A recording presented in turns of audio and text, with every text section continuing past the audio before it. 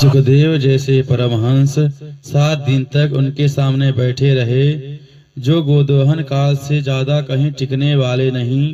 वह 7 दिन तक लगातार परीक्षित को इस प्रकार से श्रीमद् भागवत कथा श्रवण कराते रहे। इसका कारण क्या है? परीक्षित ने भागवत क्यों सुनी और परीक्षित को ही सुखदेव जी ने पात्र क्यों बनाया? तब श्री सूत जी महाराज परम भागवत परीक्षित का पावन चरित्र श्रवण कराते हैं कि यदा मृधे कौरव सिंजयानां वीरे स्वथो वीरगतिं गतेषु वृकोदरा विद्धगदाभिमर्श भग्नो रुदण्डे धृतराष्ट्रपुत्रे भग्नो रुदण्डे धृतराष्ट्रपुत्रे।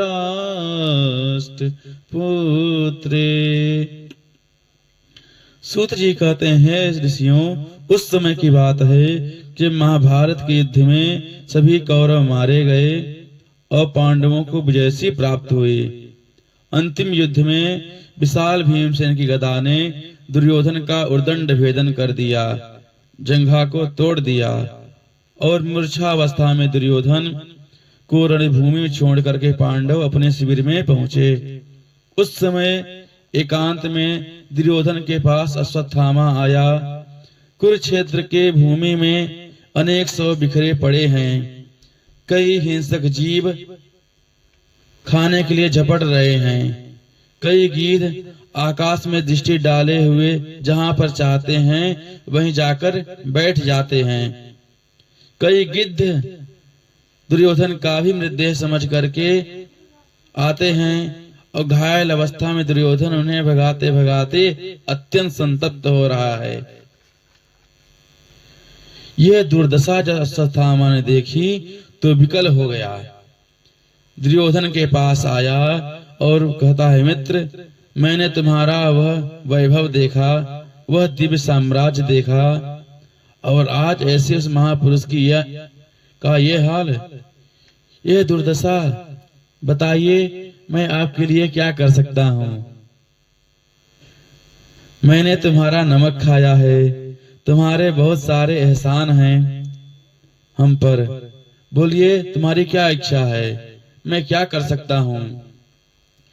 दुर्योधन ने कहा, मित्र, हम 100 भाई थे पर आज एक नहीं हैं। इससे अधिक पीड़ा मुझे इस बात की है कि मेरे शत्रु 5 भाई थे, उनमें से एक भी नहीं मरा।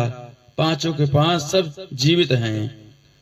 अगर 5 में से एक की भी संख्या कम हो जाए तो चित्त को कुछ तो संतोष मिले। अश्वत्थामा ने कहा, तो मित्र, यदि तुम्हारी यही अंतिम इच्छा है तो ठीक है, तुम एक की बात कर रहे हो, मैं 5 का सिर काट करके अभी लाता हूँ।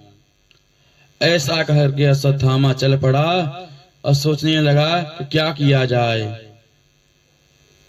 तो उसको काकउलूकन न्याय से हमला बोलने का प्रयास किया।